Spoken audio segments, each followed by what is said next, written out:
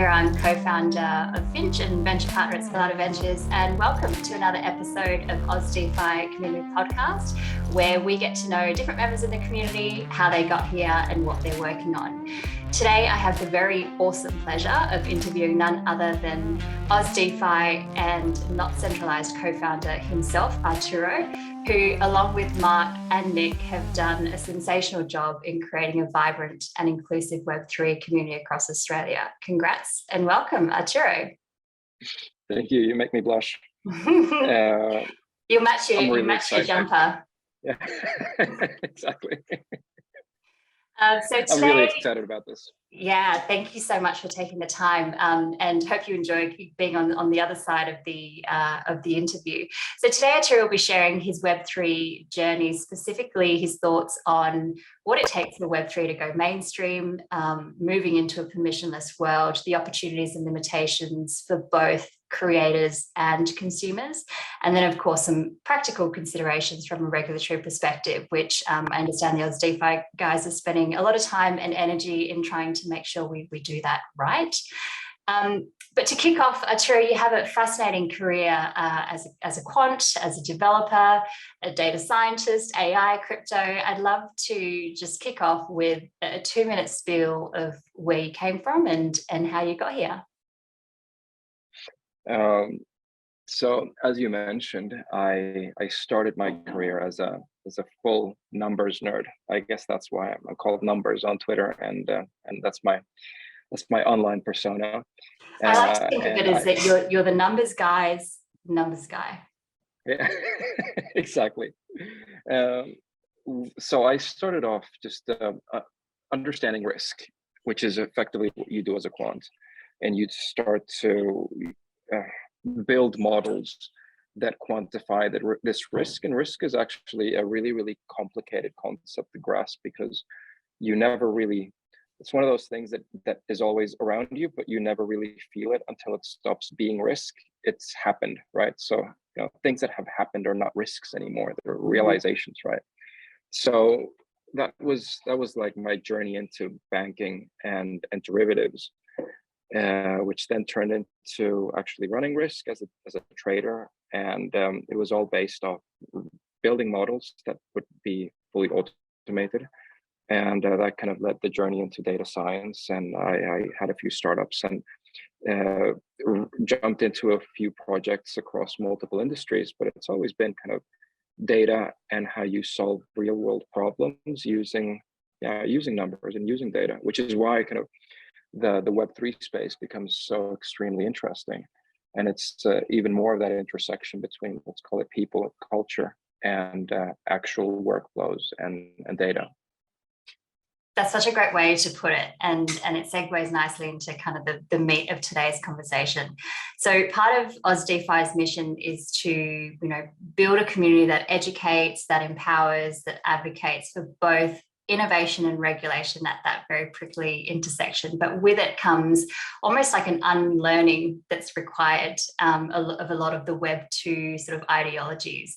And whilst the technology advances and we don't stop building, we continue innovating, there's still this shift, this cultural shift, as you described, that needs to happen. So I'd love to hear your opinion on, just given that it is so early, and I have a feeling that we'll be saying that for a little bit longer than we like, but what in your mind is it going to take for Web3 to become mainstream? Yeah, it's a question that we ask ourselves a lot within the community, and people come to us a lot with that in general. And I think that look, as a bit of a nerd that really focuses on detail, it's all about definitions, right? And understanding what mainstream actually means. And I think that mainstream means very different things for different people, right? If you have if we say that mainstream is about general adoption, but on top of that add a constraint of general adoption with the ability to run a business legally, right? And I think that's an important distinction to make, because I remember having this conversation with people on Spaces that said, well, look, you can have widespread adoption, and we've seen this. You can't kill that off because it's decentralized. And they were referencing BitTorrent. Right, BitTorrent is a really interesting scenario where people use it. A lot of people use it, and it's been around since forever, right?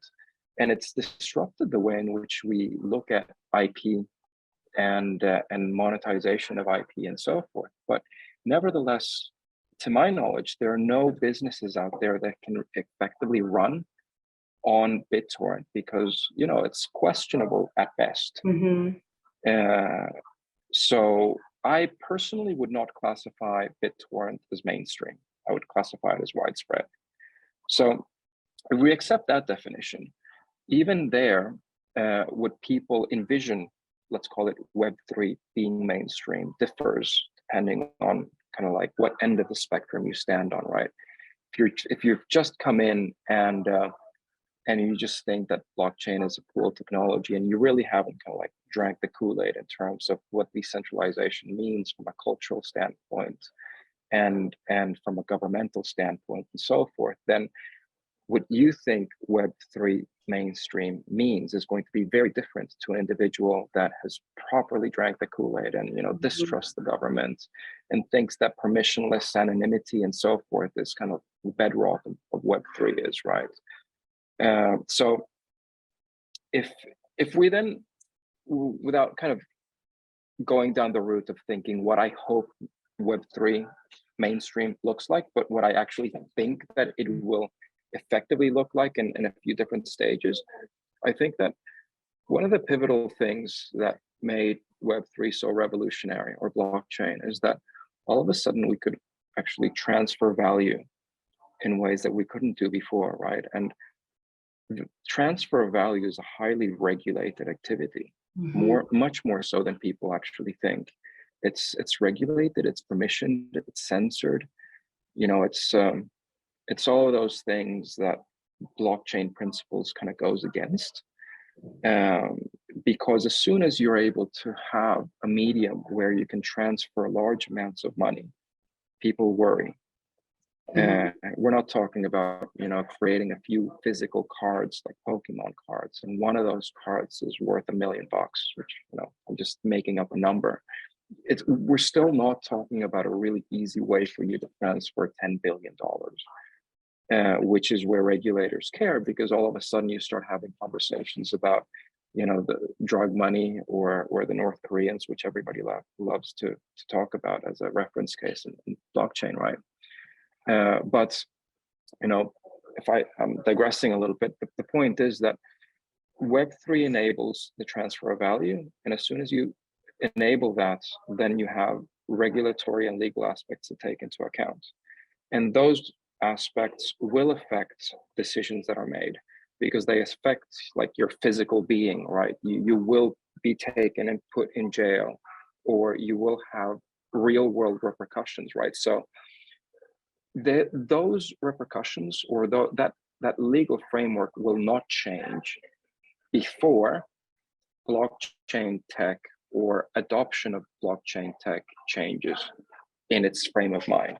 Right. So let's put it this way: law will not adapt to technology before technology adapts to law. Right. So under that, if taking that as an assumption, then the next stage, I believe, in Web3 is basically seeing that you have the regulated workflows that we see in Web2, but moving on to blockchain. And then you can have conversations across the community and say, well, is that really Web3? That's really for each individual to say if they think it is or not, right? But it will be a massive change. So for the purpose, I'll just pause you there. No, go ahead. Thank you for that. So for the purpose of this conversation, would you describe sort of Web3 mainstream as being compliant, insofar as that it becomes widely accepted as the safe method of interacting? Yes, I think that's a very nice way of saying what I tried to say in many minutes. That's what I'm here for. Listen, it's the best of both, and I think it's important to be able to understand very simply and almost in an oversimplified way, but that more importantly, there are so many different layers that sit within that. When you talk about, blockchain technology being able to build around, the regulation, I guess it's a bit of a chicken and an egg scenario, and this has come up in all kinds of, different events that have happened recently, politically, from a government standpoint, different sort of sanctions and bans and fines and the like. How do you go about building something for regulation that doesn't yet exist? Yeah, it's a great question. I think that there are two aspects to that conversation. And one of them is that we lawyers, let's call it us, society as a whole, are trying to understand our current legal framework and how to describe objects that are not compatible with this framework that exist on chain. And the lack of compatibility there is because they live on a permissionless and on a global stage, and all of our rules and laws are jurisdictional, right? And there is kind of there is this moat around each jurisdiction. So as soon as an object enters into a jurisdiction physically, then it's ruled by those, it's governed by those rules. On blockchain and on the internet, that doesn't really happen, right? Now that conversation is one part. The other part is to say, well, look, if we want to use blockchain, but we want to live with the current objects that we already understand from a legal standpoint, then how do we move those objects onto blockchain, and what is the benefit of that? So I think that there are going to be two conversations that happen in parallel. The first one that I mentioned, which was that we're trying to understand how to legally define the new objects, is going to take time. People are really confused about it because people are even talking about what is an NFT from a legal standpoint. And in my opinion, that's almost like trying to understand what paper means, because you have a contract that's written on the paper instead of actually understanding what the contract actually tells you, right? I think that the beauty of blockchain and Web3 confuses people because it becomes so esoteric. You can kind of extrapolate so much in your mind around what those concepts are that you try to do many things at once instead of just taking baby steps. Yeah. So just on those two conversations, and I think you've divided them really well. The first conversation being around almost, needing definitions in place before we do anything, and that kind of goes back to what the government is seeking to do with the data mapping exercise and understanding the clear definitions and guidelines of what these different assets are and what they do. And the second being kind of, how do we bring existing frameworks from Web 2 into Web 3? Can you give some examples of that, just to kind of bring it to something that maybe we can all relate to in a more tangible way? What sort of use cases do you expect to see first, going off chain to on chain? I'll bring two examples there. One, which is it's almost a trivial example, where we're currently working with a really high-end restaurant, for example, that wants to have memberships into a club that they have, and those memberships are through NFTs, right? That's kind of the first transformation of the concept of a membership, which stays the same, but the medium in which this membership is represented moves from something to an NFT. I think that has a lot of cultural importance in terms of acceptance of just dealing day to day with concepts that are native to blockchain. But the ones that will make bigger changes on a different level, which perhaps is more on a financial level or a legal plane, are, for example, if I want to create a company and I want the shares of my company to be represented as tokens on the blockchain, then here's where regulation really kicks in, because as a company director, I have legal obligations to ensure that certain things happen with these shares, right? That only certain types of people are able to hold the shares. That's in edge cases of law. I mean, let's say in the case of inheritance, that I'm able to move the ownership from one person to another. These events require permission. They're not compatible with the permissionless standard that, let's call it, blockchain currently has, right? So yeah, I think that those are the most interesting examples. It's simplest to understand in terms of how you can make that move. And if we were to bring that back to the argument around mainstream, what are you seeing in the market now that are examples of maybe applications that have light or lighter regulations around that speaks to, you know, converting the normies, converting to the mainstream?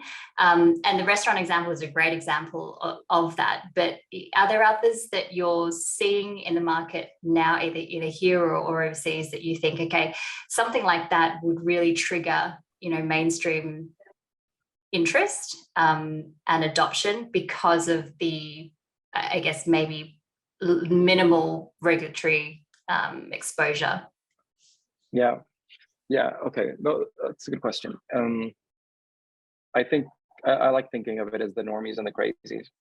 And they're all, at the end of the day, we're all kind of the same people, right? We're triggered by two things, right? And one of them is let's say dopamine, and the other one is money or utility. And I think that NFTs were a beautiful use case of actually bringing attention to mainstream because it was so simple, right? It's art. And, you know, on the one hand, you can say it's just flipping JPEGs, yes, but it actually created a bit of a cultural revolution. So we can't discount the actual cultural value of that event, right? Everybody knows what an NFT is now. So that's kind of the first step into taking things mainstream, right? Once people start understanding it, then companies like Starbucks, for example, start becoming more comfortable with creating loyalty programs through NFTs, which is currently happening. I mean, there are a few restaurants out there that are creating memberships. I think that those are slightly utilitarian. I think that they're more gimmicky, to be honest, but that gimmick again has a lot of cultural value in our, you know, societal acceptance of this new technology. The parts where it becomes more utilitarian are obviously on the finance side, where I would say that the increase in transparency and less friction in the transfer value is super important. But that's, you know, that's been discussed a lot. Things that haven't been discussed are, for example, if you're a charity and you want to get donations, typically what happens is that you get a donation, and then the donor should be able to prove that they have made this donation and then get tax credit for it. But nobody really does that.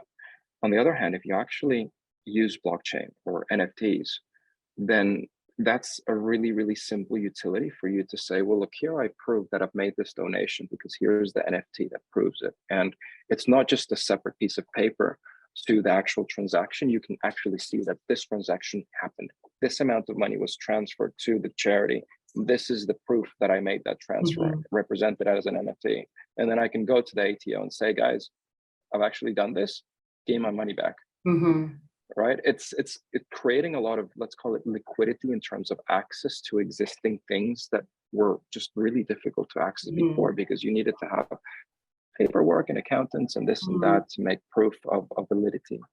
And are you seeing not-for-profits in the space? Yes, we're currently working in projects like that. So to be clear, we haven't seen the use of blockchain for the attribution of tax credits yet, which I think is a novel application. But we definitely have seen the use of blockchain and even Tornado Cash as being a pivotal tool in, for example, funding resistance in Ukraine, or in in many countries with political instabilities and let's call it economic chaos, right? Where to a certain extent, I would put that into the charity bucket if I kind of generalize that as a humanitarian cause. Mm-hmm. Mm-hmm. Yeah, it's always fascinating because you think those are the organizations that can benefit the most from this kind of technology, and so in so many in so many ways. This morning, just at the cafe, there's like people raising money for surf lifesaving, and with their little tin cans, you just think, gosh, are we still there? And that's the reality. So it's encouraging to hear that there are organizations that are building out those capabilities. And so one thought on that, actually, I don't know how many times I've been stopped by people at Woolies or something like that that are raising money for really, really important causes. And I engage within them and I get really, really excited about it. But then it comes down to, you have to give your details to these individuals. And at the end of the day, you don't even know who they are, right? And I just know enough about cybersecurity to just not give my details to people randomly on the street. But then that means that they just don't get my money, which I'm actually willing to give them. And blockchain could change that dramatically. Yes, absolutely. Absolutely. Yeah. I'd like to maybe just switch gears now, go back to regulation. And I just read in the news this morning around Kim Kardashian getting hit with this, $1.25 million fine from the SEC for promoting Ethereum Max, not because she didn't disclose that it was a paid ad, but I think she missed out like the amount or something. And, laughable because she's governed by these, again, like decades old rulings that seemingly don't apply, and again, not necessarily bad actors, but people are just caught in the grayness of of regulation or non-existent regulation at the moment. Who regulates crypto in Australia today? I believe. Okay. Crypto. Okay, so to ask that is almost like asking who regulates paper, because bills are printed on paper, right? And again, it's a question of definition, right? Are we saying who regulates blockchain, or who regulates the tokens that are traded on blockchain, which usually is what people think of when they say crypto. I think that the regulator here is quite clear in terms of being ASIC, right? And then you have consumer laws as well. I don't know who's responsible for regulating the consumer laws, but I think that at the end of the day, the big confusion is that people are kind of bundling everything into this one object. And this object is a medium for you to either transfer value, which typically is a currency and it's regulated by those laws, or it's a security and it's regulated by those laws, or it's neither or, and then it has consumer protection laws that are kind of governing it, right? Yes, my follow-up question would be like, are they the right people? And that may not be an answer you say out too loud, but are they the right agencies to be coming up with these rules? Just because there's debate around the different projects, outcomes, utilities, value that may or may not necessarily sit under that single umbrella. Yeah, I think that it's not speaking about the concepts in detail properly it creates a disservice, because the job of government and regulators it's a bit of a thankless task, right? It's same with collecting tax. Everybody hates paying tax, and they know it. They probably don't like paying tax themselves, right? But it needs to happen. So I think that when we think of, well, who's regulating crypto, without actually saying, well, who's actually taking care of, who's regulating Bitcoin, right? Bitcoin is a specific object that is used as a transfer of value. And there you need to say, well, is it a currency or is it a security? And yeah, I can't say because I don't know, right? But at least we're talking about specific things that Yeah. Specific agencies can come in and say, this is my view, right?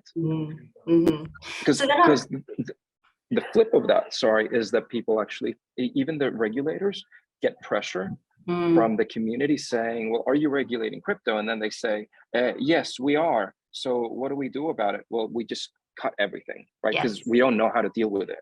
Yeah.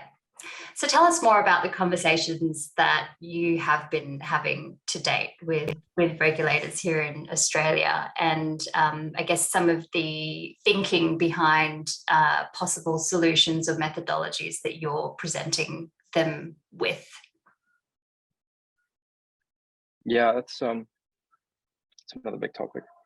Yes, it is. I'm cheeky. I'm trying to sneak it in the last sort of 5 to 10 minutes of our chat, although it's more like a 2-hour conversation. Yeah, I'll do my best. Cliff notes. My engagement with government has been limited. Government is massive, but it has been fantastic. It's been very open-minded. It's been very curious, and on a private level, it's also been, I would argue, it's been very realistic in terms of understanding that there are many different lobbies. They understand the acts that each lobby has within, their reason to want to have regulation or not to want to have regulation.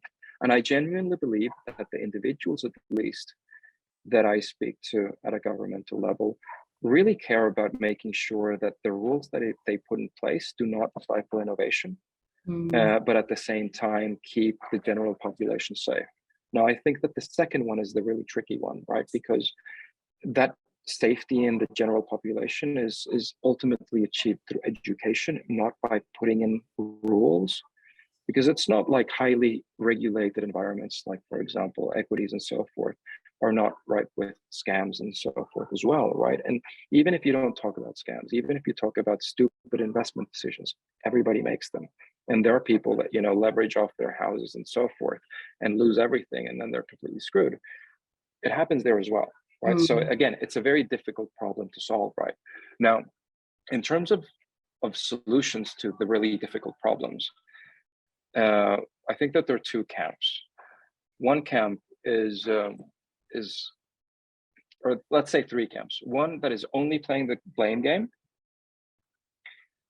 One that is playing the blame game, thinking that it's an actual solution, which I think is a really dangerous one, because they'll go in with, a frame of mind thinking that I'm really making a change here. But they don't know what they're changing. And I think that here again is where the detail comes in. Unless you kind of have a JIRA board, or unless you have a very, very clear view on what the outcome should be, then you don't have a solution. You're just making noise. And it's important for people to understand that if I'm going to make noise, then that's what I'm doing. I'm not pretending to have a solution. And then you have the other ones where I try to position ourselves, which are saying, well, look, this is the playing field, and given the information that we have right now, this is a potential route. It's probably not the best route, but if you've developed software or anything engineering, like, that it's an iterative process, and you need to have a clear framework or a toy model that acts as a reference point in the conversation, so that others can come in and say, yeah, I agree with this, or no, I don't agree with that because X, Y, and Z, and then you just work yourself forward, right? So the route that we're taking in this case is just thinking about, well, we're not changing any rules. We're accepting that these are the features of a security, of a financial product, and identify all these different regulated objects, and then understand, how do we actually take those regulated objects and have a framework on chain for them to exist? Which is, again, I'm not saying that we're regulating Web3. I'm saying that we're just kind of moving Web2 regulation onto blockchain. But that's a first step, right? Because as we get more comfortable with that, then we can start thinking about, well, what does it actually mean to describe what blockchain or what Bitcoin is from a legal standpoint, right? And has it been, and I commend you for coming up with that first iteration, that's the most difficult, because once you've got that, everyone else, you can open source it and other people can contribute their input and their opinions. And has that been the response? Have you seen, various parties sort of use that as a point of reference? Yes, I think the feedback has been astonishingly positive, to be honest. And I think that it's because people see it as just a direction for let's call it an applicable solution, right? It all started when we, as contract developers, got more and more worried with regards to the legal exposure that we have. And then we thought, well, how are we going to deal with this? And the answer was just get a bunch of lawyers, which is expensive. And we also acknowledged that not every developer is able to do this. And the reason why we got into Web3 was because it's one of those places, communities, where an 18-year-old can come up with a brilliant idea, deploy it, and just iterate through it, right? Make it happen.